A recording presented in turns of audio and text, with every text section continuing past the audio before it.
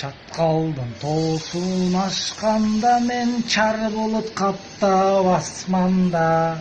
Чачымда сыйлап ойготтуң сен чатырда уктап жатканда. Чатырда уктап, көлө уктап жатканда мен жакшы эле көрөм өзүңдү. Бозойдун тоосун ашканда мен боз булут каптап асманда. Бетимди сыйлап ойготтуң сен боз үйдө уктап жатканда. Боз үйдө уктап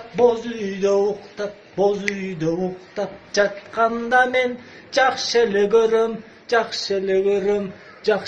көрөм баарыңды. Ушундай туугандар.